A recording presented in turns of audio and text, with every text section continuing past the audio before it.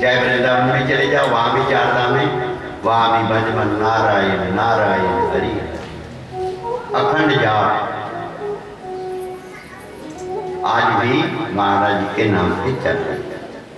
देव ऋषि नारद जी के ऊपर भगवान की कृपा हुई, सत्संग के प्रभाव से देव ऋषि नारद जी, जब प्रलय होती है उसके समय फिर देव ऋषि नारद जी ब्रह्मा जी के अंगूठे से ऋषियों के साथ ही उनका अवतार हुआ। तो तब से देव ऋषि नारद जी जन्म मन से रही, जहां मन चाहता है वहां पर प्रभु का गुण गाते हुए चले जाते हैं। सुखदेव महाराज जी राजा परीक्षित जी से कहते हैं कि राजन, कुरुक्षेत्र में 18 सोनी सेना एकत्रित हुई। कौरव पांडवों में 18 दिन घोर संग्राम हुआ, अनेकों योद्धा हाथी घोड़े नष्ट हो गए। भीमसेन ने अपनी गदा से धृतराष्ट्र के जितने भी पुत्र थे उनका संहार कर दिया, दुर्योधन की जांघ तोड़कर उसे भूमि पर गिरा दिया। द्रोणाचार्य के पुत्र अश्वत्थामा ने दुर्योधन के पास आकर के कहा कि दुर्योधन, हम तुम बालकपन में इकट्ठे ही खेले, आज शत्रु ने तुम्हारी ये दशा कर दी, मेरे हृदय में बड़ा दुख है। यदि आप आज्ञा दो शत्रुओं के प्रति तो मैं काम करूं। अश्वत्थामा के वचन सुनकर के दुर्योधन कहने लगा कि हे भाई, मुझे अपनी जांघा के टूटने का इतना दुख नहीं है जितना पांडवों के विजय होने व राज्य पाने का। फिर तुम्हारे से योद्धा होने के, आप जैसा योद्धा और वह विजय हो जाए, शत्रु मेरे पांडव जो है वो राज्य करे, ये बड़े दुख की बात है। दुर्योधन के दुख भरे वचन सुनकर के अश्वत्थामा बोला, अगर आपकी ऐसी इच्छा है तो आज ही सोते हुए 5 पांडवों के सिर काट कर रात्रि के समय सुबह तेरे पास ला।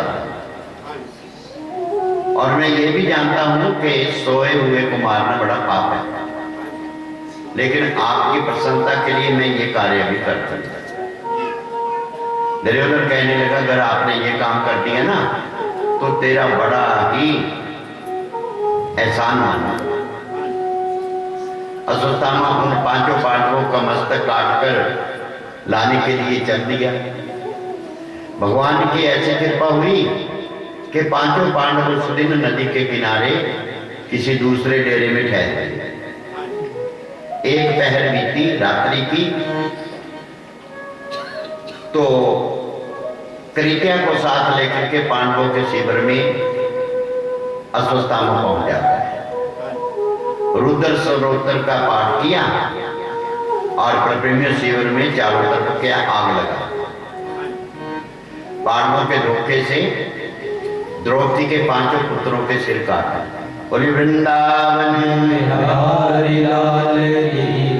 प्रातःकाल होते ही उन सिरों को लेकर के दुर्योधन के शिविर में आते, उन मस्तों को देते हुए बोले कि राजन लीजिए, 5 पांडवों के शीश में काट लगा। अश्वत्थामा जी ने जब ये बात सुनाई, दुर्योधन बड़ा प्रसन्न हुआ। कटे हुए मस्तकों को एक एक करके हाथ में लेकर के दबाने लगा। तो अश्वत्थामा ने एक मस्तक दिया कि ये भीमसेन का है। दुर्योधन के हाथ में जब दिया, उस मस्तक को दबाने पर दुर्योधन को प्रतीत हुआ कि ये मस्तक भीमसेन का नहीं है। प्रेमियों, दुर्योधन कहने लगा कि पांडवों के धोखे में तूने तो द्रौपदी के 5 पुत्रों की हत्या कर दी। तूने वीरता इन बालकों को मारकर मेरे वंश को ले जाया। ऐसा कहकर के दुर्योधन तुरंत ही विषाद को प्राप्त हो गया और उसकी मृत्यु हो गई। बोले वृंदावन जब द्रौपदी ने अश्वत्थामा द्वारा अपने पुत्र के मस्तक कटने का समाचार सुना, विलाप करते हुए ये प्रण कर लिया, शब्द ग्रहण कर ली कि जब तक अश्वत्थामा नहीं मारा जाएगा तब तक मैं अन्न जल ग्रहण नहीं करूंगा। युधिष्ठिर जी, अर्जुन जी को जब ये समाचार मिला बड़े दुखी हुए। द्रौपदी ने अर्जुन से कहा, मैंने आपके बल पर सौगंध खाई है, आप जो उचित समझे वो कार्य करें। द्रौपदी की बात सुन करके अर्जुन ने उत्तर दिया कि द्रौपदी, तुम धीरज धारण करो, मैं अश्वत्थामा के मस्तक को काटकर अभी तुम्हारे पास ले आ जाता हूं। उसके मस्तक के ऊपर खड़ी होकर के तुम स्नान करना। द्रौपदी को धैर्य बना करके अर्जुन ने अपना धनुष उठा लिया, श्री कृष्णचंद्र जी से प्रार्थना की कि हे श्याम सुंदर, मेरे रथ को शीघ्र ही अश्वत्थामा के पास पहुंचा दिया। अर्जुन की बात सुन करके भगवान श्री कृष्णचंद्र जी ने रथ को बड़े वेग से हाँका, बात ही बात में अश्वत्थामा के निकट पहुंचा दिया। अर्जुन और उस समय भगवान श्री कृष्णचंद्र जी को आते देख करके अश्वत्थामा जी ने क्या किया, अपने प्राणों की रक्षा के लिए ब्रह्मा जी का दिया हुआ जो ब्रह्मास्त्र था उसको छोड़ दिया। ब्रह्मास्त्र 10 दिशाओं में प्रेमियों अग्नि अपनी अग्नि से प्रकाशित करता हुआ अर्जुन की तरफ बढ़ गया। उस समय अर्जुन ने भगवान श्री कृष्णचंद्र जी से पूछा कि महाराज देवसुदेव, ये प्रचंड अग्नि जो मेरी तरफ बढ़ती हुई आ रही है ये क्या है? भगवान श्री कृष्णचंद्र जी ने कहा कि हे भारत, यह अश्वत्थामा का चलाया हुआ ब्रह्मास्त्र है। इस समय तुम भी अपने ब्रह्मास्त्र को छोड़ दो, जिससे दोनों ब्रह्मास्त्र आपस में टकरा जाएं और ये दोनों आपके पास आ जाएं। तो ऐसा ही अर्जुन जी ने किया, दोनों अस्त्रों को अपने पास बुला लिया। अर्जुन पूर्ण रूप से सुरक्षित बने। और प्रेमियों, भगवान श्री कृष्णचंद्र जी कहते हैं कि अश्वत्थामा को पकड़ लो। तो जैसे अश्वत्थामा जी को पकड़ा तो उनके हृदय में दया आ गई कि एक तो ये ब्राह्मण है, दूसरे हमारे गुरु जी का पुत्र है, इसको मारना उचित नहीं। अपने हृदय में ऐसे दया व धर्म विचार करके उनका मस्तक नहीं काटा। भगवान ने अर्जुन जी की धर्म परीक्षा ली, कहा कि भाई अश्वत्थामा ने सोते हुए बालकों के मस्तक काटे, इसके अंदर वो धर्म नहीं है, ये आत्ता ही है, महापापी है। और आपने प्रतिज्ञा भी की है इसका सर काटने के लिए, सीधे ही से मार डालो। अनंतकाल भगवान श्री कृष्णचंद्र जी के वचन सुन करके अर्जुन कहने लगा कि इसको मारना अधर्म कहा गया है, क्योंकि ये ब्राह्मण है, मैं इसका सहार नहीं करूंगा। द्रौपदी के पास ले जाते हैं, वह जैसा कहेगी वैसा ही किया जाए। भगवान श्री कृष्णचंद्र जी ने ये बात मान ली और अर्जुन जी ने अश्वत्थामा के हाथ पांव बांध करके रथ में अपने पीछे बांध लिया। और जैसे ही द्रौपदी जी के सामने उन्हें पेश किया तो उसकी ये दशा देख करके द्रौपदी जी के मन में दया आ गया कि आज मैं अपने पुत्रों के लिए विलाप कर रही हूं, तो इसको मारने से मेरे पुत्र तो वापस आएंगे नहीं। इनकी माता जो कर्पी हैं उनको बड़ा दुख होगा। इसके पिता से आपने धनुष विद्या भी सीखी, आपका ये पूजनीय है, इसको छोड़ दीजिए। अर्जुन ने कहा कि ठीक है। धर्मराज युधिष्ठिर जी को द्रौपदी की ये बात बड़ी अच्छी लगी। लेकिन भीमसेन को ये बात अच्छी नहीं लगी। अपनी गदा धरती के ऊपर पटक करके कहने लगा कि भ्राता, तुमने अश्वत्थामा का शेष काटने के लिए प्रण किया है, तुम्हें अपना प्रण झूठा करना नहीं चाहिए। तुम कह रहे हो कि इसका वध करने से बड़ा पाप लगेगा, ब्रह्म हत्या। तो मेरी सलाह है, सोते हुए बालक के सिर काटने के कारण इसके अंदर वो ब्रह्म तत्व है ही नहीं, वो अंशी नहीं। और धर्मशास्त्रों में लिखा है कि जो मनुष्य शरण में आए हुए को और सोते हुए बालक को तथा स्त्री को मारता है, मतवाले, पागल, हरिभक्त और परमहंस को कष्ट देता है, उसे आतताई समझना चाहिए और उसको दंड देना चाहिए। आतताई जो महापापी होते हैं प्रकृतियों, वो 6 प्रकार के होते हैं। पहला, जो आग लगा। दूसरा, किसी को विष दे। तीसरा, जो गुरु की आज्ञा न माने। चौथा, जो ब्राह्मण होकर के अधर्म करे। पांचवा वह है जो दी जाति में जन्म लेकर के, ब्राह्मण परिवार में जन्म लेकर के मदरा पान करे, मांस खाए। छठा वह है जो क्या दूसरे जीवों को मार करके अपने परिवार का पालन करे। ऐसे जो महापापी आतताई होते हैं, इनको नरक भी कहता है कि तुम ऐसे बाहर चले जा। और भगवान कहते हैं ये 6 प्रकार के अगर मेरी शरण में आ जाए तो मैं इनके गुनाहों को बख्श दे। बोले वृंदावन बिहारी लाल की जय। अर्जुन ने जब भीमसेन जी की बात सुनी, भगवान श्री कृष्णचंद्र जी से कहने लगे कि मुझे अब क्या करना चाहिए।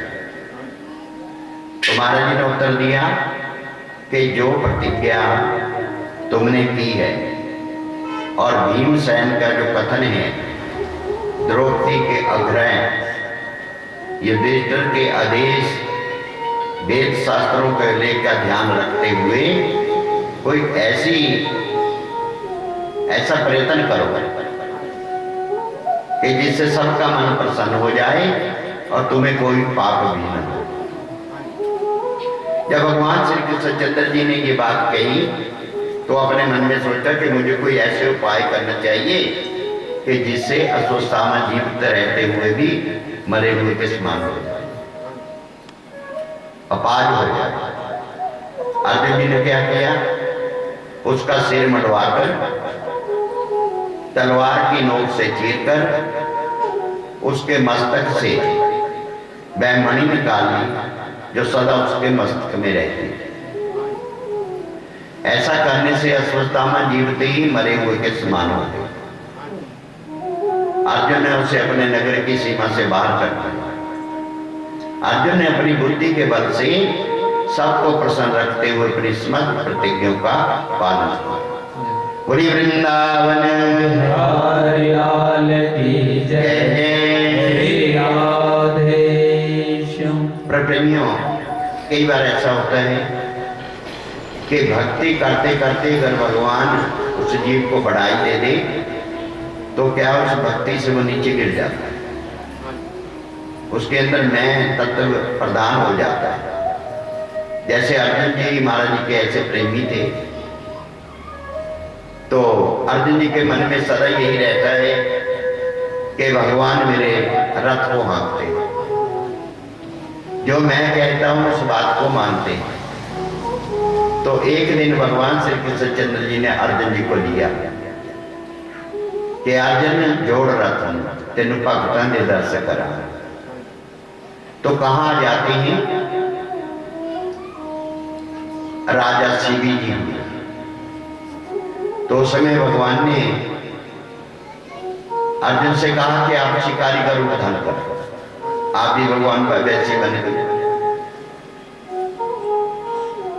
और एक कबूतर बना लिया,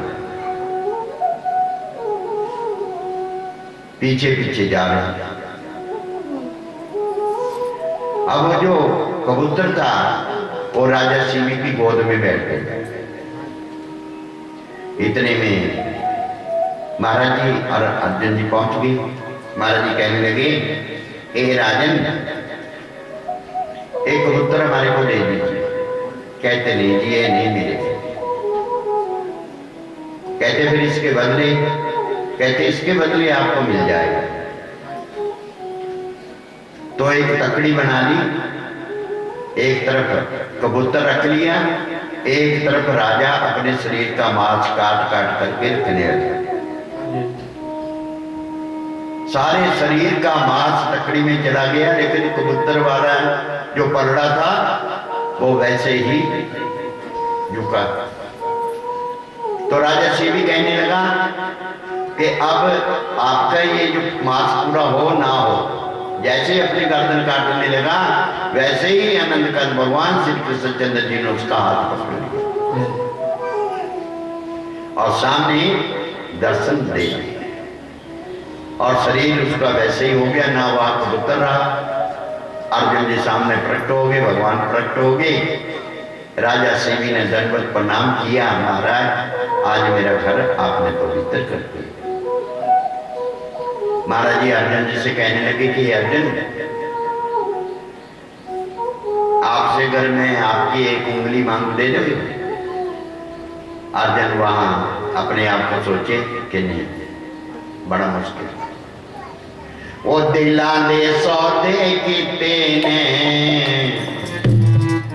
सोनी सरकार दी खातर, दिला दे सौदे कीते ने सोनी सरकार दी खातर, दिला दे सौदे कीते ने सोनी सरकार दी खातर, दिला दे सौदे कीते ने सोनी सरकार दी खातर, दिला दे सौदे कीते ने सोनी सरकार दी खातर, दिला दे सौदे कीते ने सोनी सरकार दी खातर, दिला दे सौदे कीते ने सोनी सरकार दी खातर।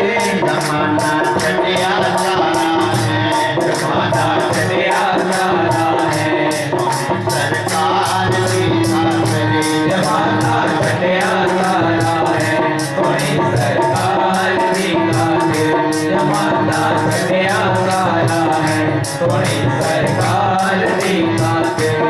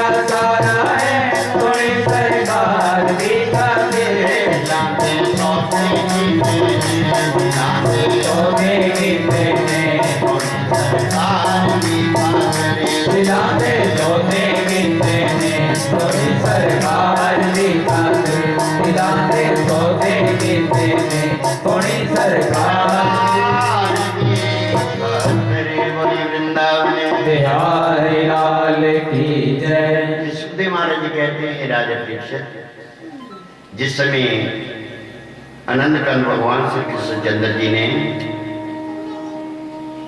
युधिष्ठिर जिससे यज्ञ करवाया था, तो उस समय सब राजाओं को जीतने के लिए घोड़ा छोड़ा गया। तो वो घोड़ा जब राजा मोर ध्वज जी के रियासत में पहुंचा तो वहां बच्चों के साथ तमर ध्वज जी राजा के जो पुत्र थे वो खेल रहे थे। घोड़े को देख करके उसके ऊपर लिखा है कि जो इसको पकड़ेगा उसको युद्ध करना पड़ेगा। तो उसने तमर ध्वज जी ने घोड़े को पकड़ लिया। घोड़े को पकड़ करके जैसे ले जाने लगा, इतने में भगवान श्री कृष्णचंद्र जी अर्जुन को साथ लेकर के वहां पहुंच गए। अर्जुन ने कहा कि बेटा इस घोड़े को छोड़ दीजिए, ये बच्चों का काम नहीं है। कहते मैंने पकड़ लिया है, आप में दम है तो छुड़ा लो। अब भगवान वहां कुछ नहीं बोलते, क्योंकि उधर भी भक्त हैं, वो भी भक्त हैं। तो अर्जुन जी ने धनुष पे बाण चढ़ाया। जैसे ही बाण छोड़ा, तम्रध्वज को लगा थोड़ी बेहोशी में आए। तो जब होश में आए तो उस बच्चे ने क्या किया, तम्रध्वज जी ने अर्जुन को हरा दिया और घोड़े को लेकर के राजमहल में चला। अर्जुन महाराज जी से कहने लगे, बड़ी आशा देकर के कि मैं तेरे साथ हूं, कोई राजा आपसे टकरा नहीं पाएगा, तो इस छोटे से बच्चे ने मेरा ये हाल कर दिया। अब हमने यज्ञ नहीं करना है, वापस हस्तिनापुर के लिए चले। महाराज जी कहने लगे, जो प्रण किया है उसको पूरा कीजिए। कहते अब क्या प्रण पूरा करना है? बच्चा उस घोड़े को ले गया। कहते हैं अर्जुन, वहां पे मेरा कोई बस नहीं, जैसे तू मेरा भक्त है ऐसे ही उसका जो पिता है राजा मोरध्वज, वो मेरा भक्त है। तो भक्तों के ऊपर मेरा बस नहीं चलता, तेरी भक्ति में थोड़ी कमी है। कहते जी फिर दिखाइए। अर्जुन को साथ लेकर के भगवान ने उसी समय यम को याद किया, हमारा क्या आज्ञा है, शेर बन जाओ। उसको शेर बना लिया और आप संतों का रूप धारण कर। राजा मोरध्वज के आंगन में जाकर के आवाज लगाई, भिक्षाम देही। द्वारपाल कहने लगा, महाराज मैं अभी बताता हूँ। राजा को बताया। राजा सामने आया, प्रणाम किया। तो महाराज जी कहने लगे कि 6-7 दिन से हमारा जो शेर है भूखा है,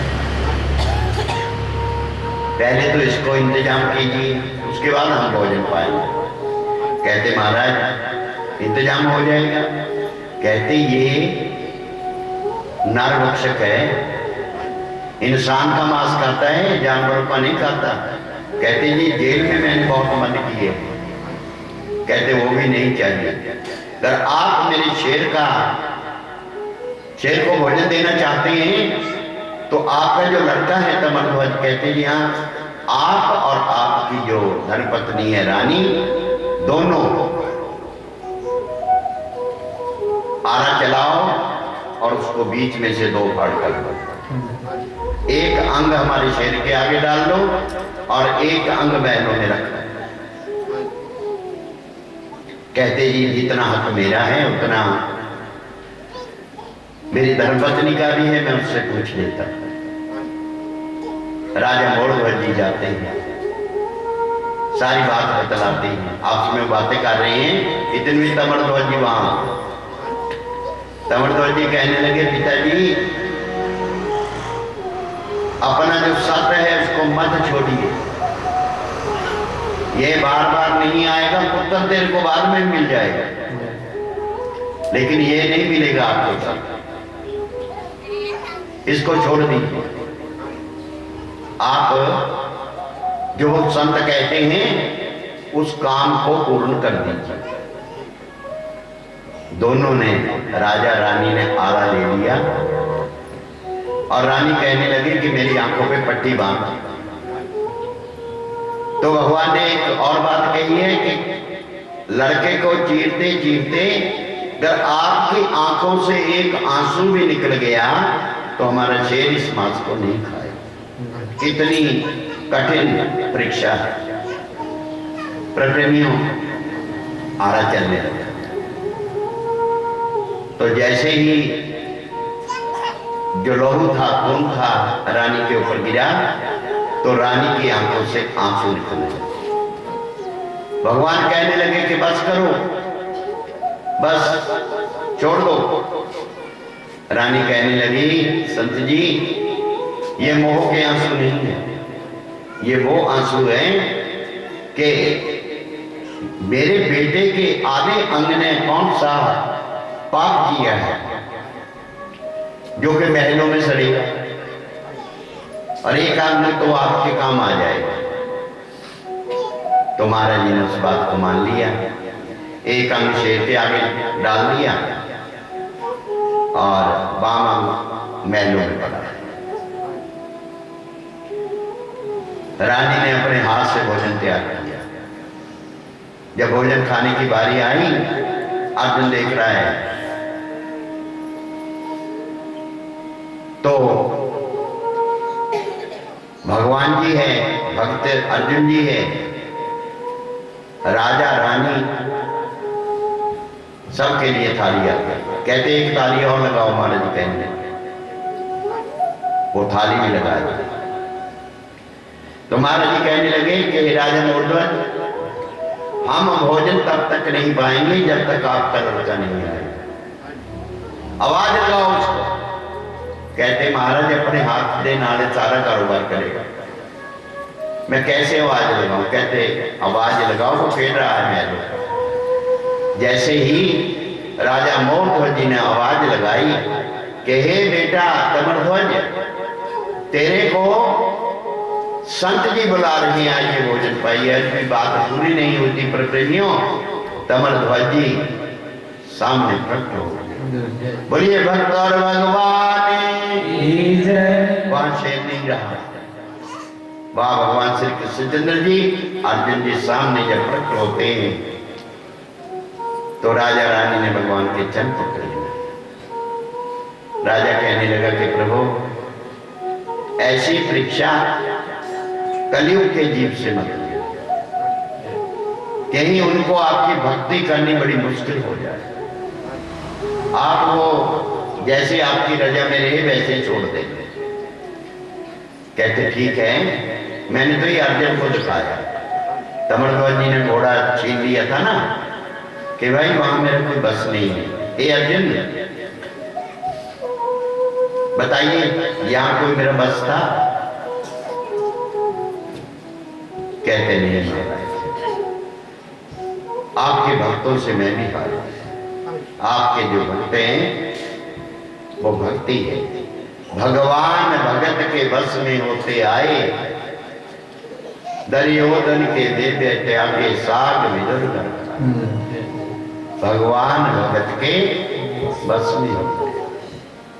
तो ऐसे भगवान, तो अर्जुन जी को भगवान ने ऐसे भक्तों के दर्शन करा के ऐसा पक्का करते हैं कि उन्होंने भी पूर्ण रूप विच महाराज जी के बाद वहां नजर आ गया। नहीं तो भगवान पर्दे में लीला करते थे। पूरी वृंदावन बिहारी लाल की जय। जय जय श्री राधे श्याम। सुखदेव महाराज कहते राजा परीक्षित, युधिष्ठिर जी से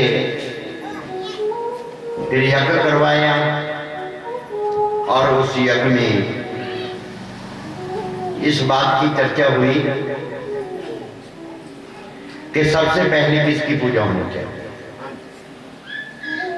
तो सब ने कहा कि इसमें जैसे श्री कृष्णचंद्र जी की पूजा होनी चाहिए। तो जैसे भगवान श्री कृष्णचंद्र जी आते हैं सभा में, और तो चुप रहे। शिशुपाल खड़ा हो गया कि इसकी पूजा नहीं होनी चाहिए, और उसने अपनी गालियां निकालनी शुरू कर दी। जब के हैं शिशुपाल का जन्म हुआ था ना जी, उसके 3 नेत्र थे।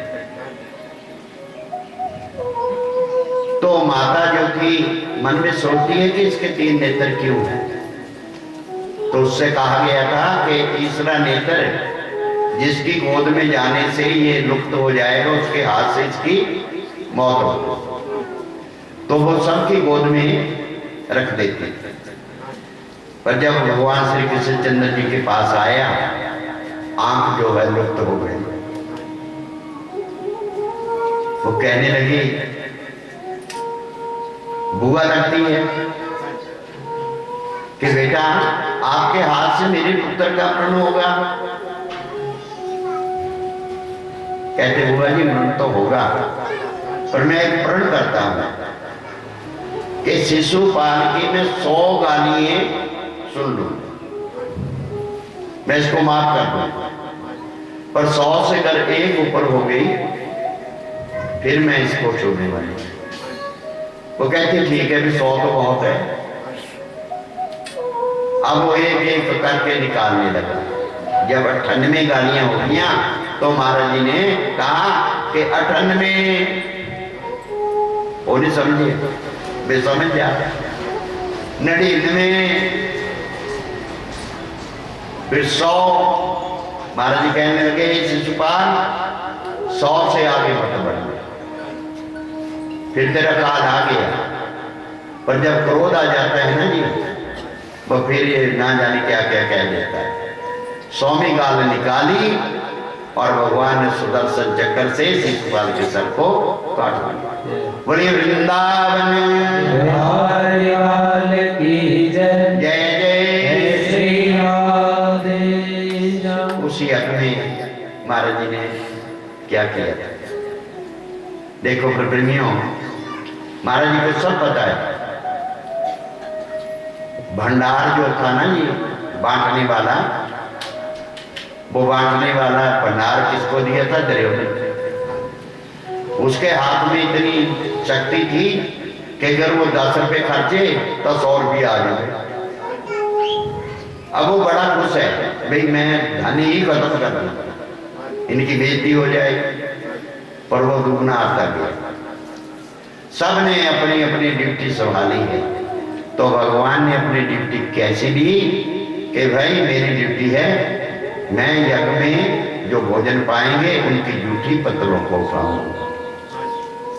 तो भगवान ने अपने भक्तों के लिए, अपने प्रेमियों के लिए वो झूठी पत्तलें भी उठाई। ऐसे हैं भगवान अपने प्रेमियों से। प्रेमियों ने जो बनाया बन गए, प्रेम के बंधन में मोहन बन गए। प्राण मीरा के नारा न ले सका, भेजा काली नाग, भेजा नाग तो नारायण बन गए। भाव तुलसीदास का पूरा किया, छोट मुरली धनुषधारी बन गए। जैसे भावना वृंदावन में चले गए तुलसीदास महाराज। जब वहां पहुंचे तो वहां तो भगवान श्री कृष्णचंद्र जी बंसी लेके खड़े। लेकिन जब भावना लेके तुलसीदास जी की तो क्या हुआ? महाराज जी ने बंसी छुपा ली और धनुष्वान लेके खड़े हुए।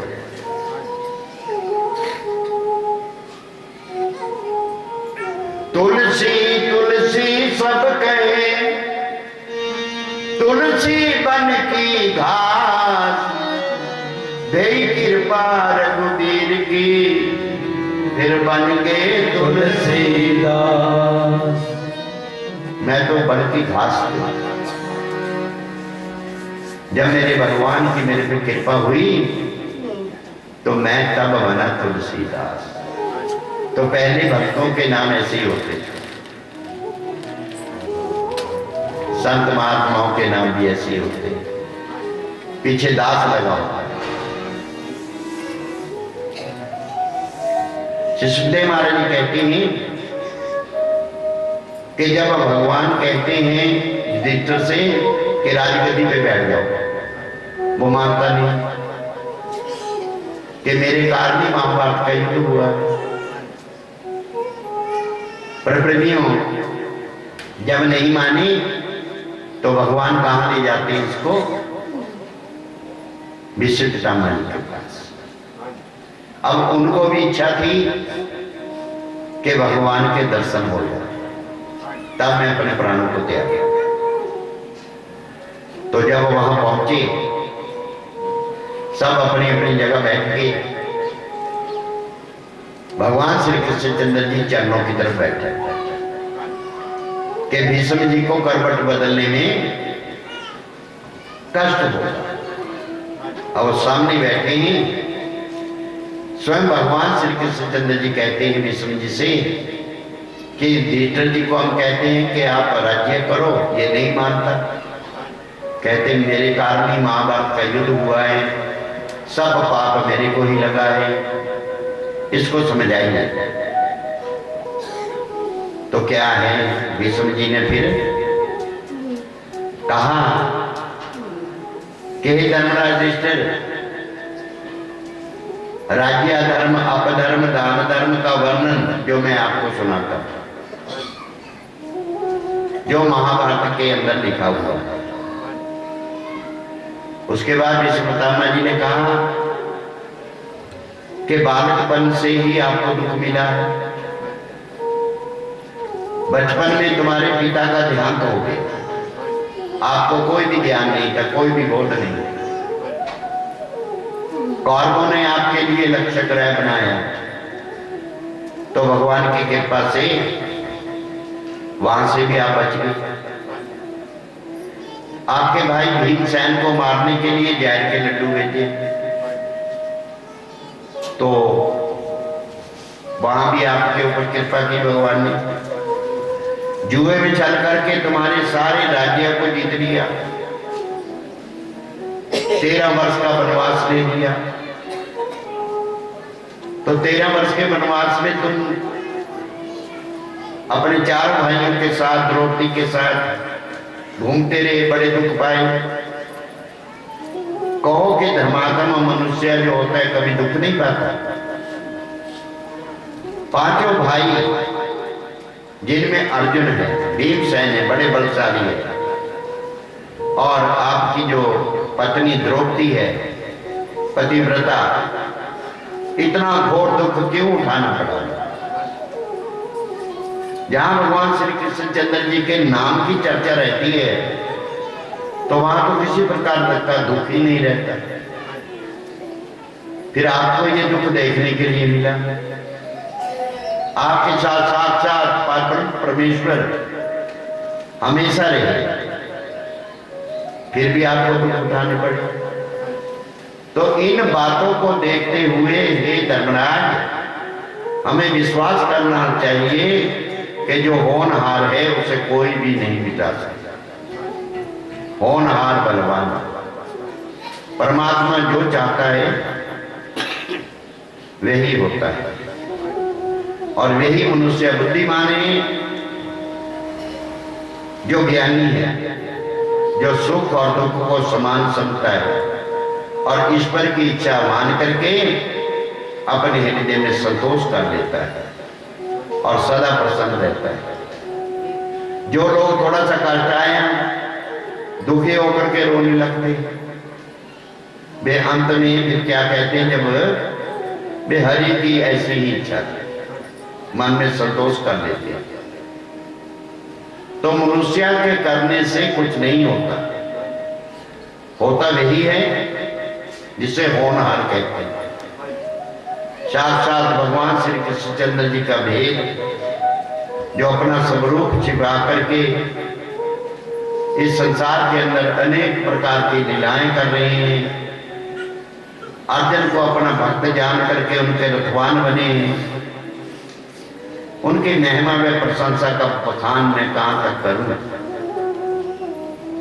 जो भगवान श्री कृष्णचंद्र जी की इच्छा पर निर्भर रहता है, अपना जीवन भगवान के चरणों में लगाता है, सबके ऊपर दया करता है, उनमें सबसे क्या है, सर्वोपरि भगवान शंकर जी का नाम आता है, जो कैलाश पर बैठ करके सदा ही उनका भजन करते हैं। और दूसरे कौन है? देव ऋषि नारद जी सदैव भी अपनी बीना पर भगवान का भजन करते रहे और काम नहीं आता। तीसरे कपिलदेव मुनि जी है, जो गंगा सागर के संगम में बैठे हुए भगवान का क्या है, तप कर रहे हैं, स्मरण कर रहे हैं। चौथे सुखदेव स्वामी जी है, संसार की माया मोह को त्याग करके आठों यहाँ पर प्रभु के लीलाओं का और उनका भजन करते हैं। पांचवें राजा बलि जी है, जिन्होंने देखा कि अब भगवान वासुदेव जी की इच्छा है कि मुझसे राज्य ये छीन लेंगे, तो उन्होंने अपना सारा राज्य बाबर भगवान को अर्पण कर दिया। तो ये धर्मराज जी, तुम जो अपने हृदय में सोचते हो कि मैंने अपने भाई बंधुओं को, कुटुंबियों को, ब्राह्मणों को मारा है, तुमको ऐसा नहीं सोचना चाहिए। तुमको ये सोचना चाहिए कि तुम कौन हो, तुमने क्या किया, तुम कौन हो, तुमने क्या किया। ये जो कुछ भी हुआ है सब हरि की इच्छा से ही हुआ। इसलिए धर्मराज, तुम अपने हृदय से चिंता को त्याग दीजिए। जो कुछ हुआ है भगवान की इच्छा समझकर प्रजा का पालन कीजिए, इसी में धर्म है। यदि तुम राज्य नहीं करोगे, इससे भी ज्यादा आपको पाप लगेगा। बोलिए वृंदावन बिहारी लाल की जय। जय जय हरि राधे।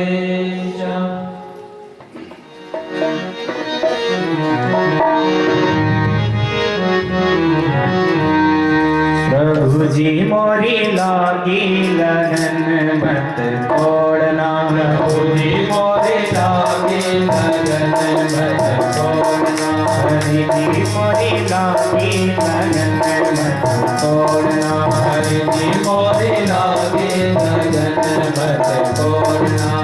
लागी लगन मत तोड़ना। लागी लगन मत तोड़ना। लागी लगन मत तोड़ना। लागी लगन मत तोड़ना। प्रभु जी मोरी लागी लगन मत तोड़ना। प्रभु जी मोरी लागी लगन मत तोड़ना। हरि जी मोरी लागी लगन मत तोड़ना। हरि जी मोरी लागी लगन मत तोड़ना।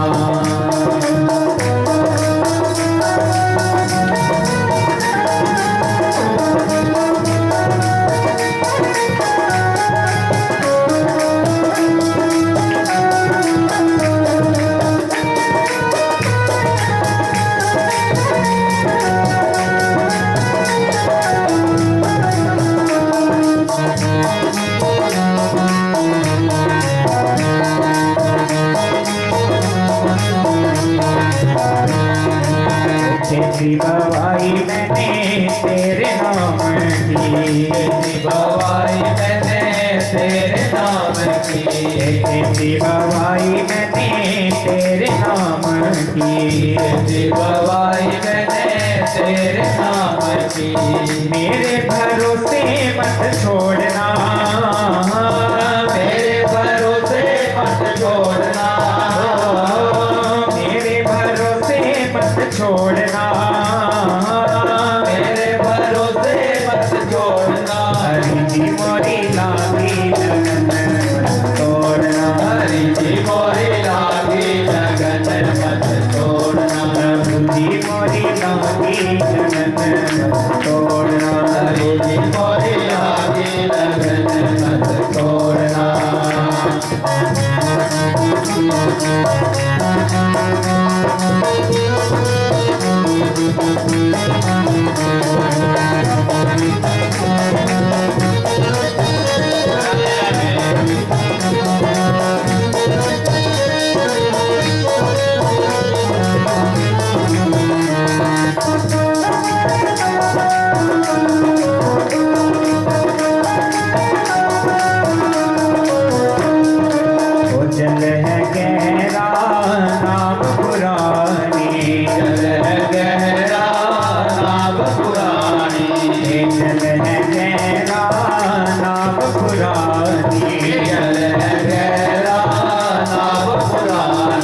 बीच भंवरे मत छोड़ना, बीच भंवरे मत छोड़ना, बीच भंवरे मत छोड़ना, बीच भंवरे मत छोड़ना। बुद्धि मोरी लागी लगन छोड़ना, बुद्धि मोरी लागी लगन मत छोड़ना, बुद्धि मोरी लागी लगन मत छोड़ना, बुद्धि मोरी लागी लगन मत छोड़ना।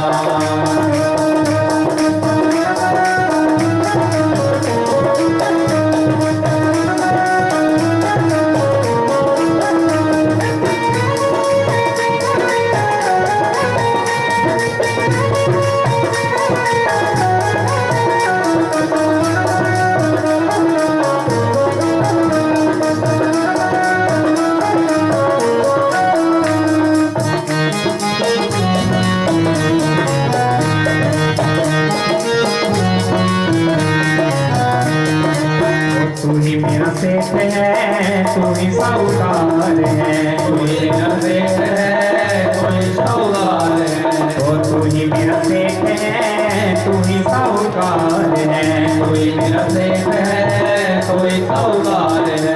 ये ब्याज पे ब्याज मत जोड़ना, ब्याज पे ब्याज मत जोड़ना, ब्याज पे ब्याज मत जोड़ना, ब्याज पे ब्याज मत जोड़ना। बुद्धि मोरी लागी लगन मत छोड़ना, बुद्धि मोरी लागी लगन मत छोड़ना, बुद्धि मोरी लागी लगन मत छोड़ना, बुद्धि मोरी लागी लगन मत छोड़ना। ओ दासी की विनती अब सुन लीजिए, दासी की विनती अब सुन लीजिए, दासी की विनती अब सुन लीजिए, दासी की विनती अब सुन लीजिए। हाथ पकड़े मत छोड़ना, हाथ पकड़े मत छोड़ना, हाथ पकड़े मत छोड़ना, हाथ पकड़े मत छोड़ना। बुद्धि मोरी लागी लगन मत छोड़ना, बुद्धि मोरी लागी लगन मत छोड़ना, बुद्धि मोरी लागी लगन मत छोड़ना, बुद्धि मोरी लागी लगन मत छोड़ना, बुद्धि मोरी लागी लगन मत छोड़ना, बुद्धि मोरी लागी लगन मत छोड़ना। बोलिए श्री वृंदावन बिहारी लाल की जय, जय जय श्री राधे श्याम। नारद कहते हैं ऋषियों, जिस समय भीष्म जी ने पांचों पांडवों को द्रौपदी जी को ज्ञान उपदेश लेकर के भगवान श्री कृष्णचंद्र जी के चतुर्भुज स्वरूप को अपने हृदय में धारण कर लिया, भगवान कृष्णचंद्र जी की ओर दृष्टि डालते हुए स्तुति करने लगे। हे ज्योति स्वरूप परब्रह्म प्रभु, आप अपने भक्तों के बलासा पूर्ण करने के लिए अवतार धारण करते हैं। आप जैसे इस समय मेरे सामने विराजमान हैं, कृपा करके मैं अपने प्राण जब तक ना त्यागूं तब तक इसी प्रकार मेरे सामने बैठे। और मेरे प्रभु, अंत समय में मेरे हृदय में आपके चरणान बिंदुओं का संबंध बना रहे। सबसे पहले भी आप थे और महाप्रलय के समय भी आप होते हैं और आपका कोई अंत नहीं है। आपकी माया के तीनों गुण जो है उसी के अनुसार उत्पत्ति, स्थिति और सहार होता है। आप भूमि का भार उतारने के लिए, पापियों का सहार करने के लिए अपनी ही इच्छा से अवतार धारण करते हैं।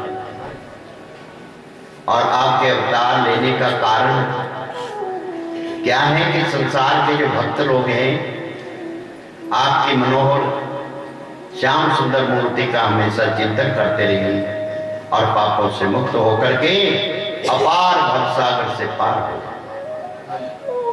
मोक्ष पद को प्राप्त करी। ये स्तुति करने के बाद विष्णु जी ने ज्योति स्वरूप भगवान श्री कृष्ण चंद्र जी को अपने हृदय में विराजमान कर। इसके बाद ऋषि मुनियों को प्रणाम करके अपने नेत्र बंद कर लिए और फिर योग क्रियाओं द्वारा अपना देह त्याग करके वैकुंठ धाम को सिधार दिया। उस समय देवताओं ने उनके ऊपर फूलों की वर्षा की। बोलिए वृंदावन बिहारी लाल की जय। जय जय राधे श्याम। भगवान श्री कृष्णचंद्र व पांचों पांडव भीष्म पितामह जी की मृत्यु पर बड़े शोकाकुल हुए तो भगवान ने आनंदगढ़ भगवान श्री कृष्णचंद्र जी ने धर्मराज युधिष्ठिर को समझाया कि देखिए शोक मत करना चाहिए। इस संसार में जैसा लिखा है वैसा होना है। जिसका जन्म हुआ है उसने मरना है, जो मर गया उसका जन्म होना है। लेकिन विषम जैसी जन्म जो है और मरण जो है किसी को नहीं मिल सकता।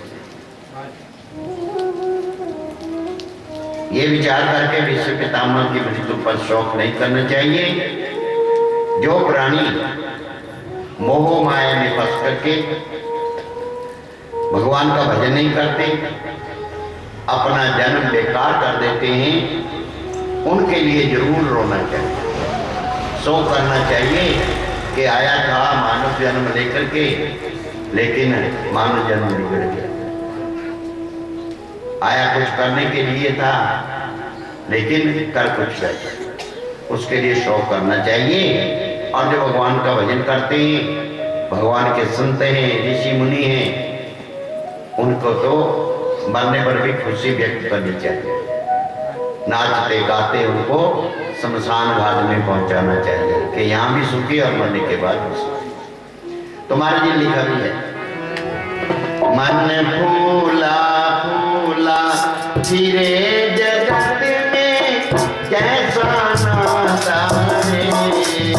मन फूला फूला फिरे जगत में कैसा नाता रे। मन फूला फूला फिरे जगत में कैसा नाता रे। माँ तेरे पुत्र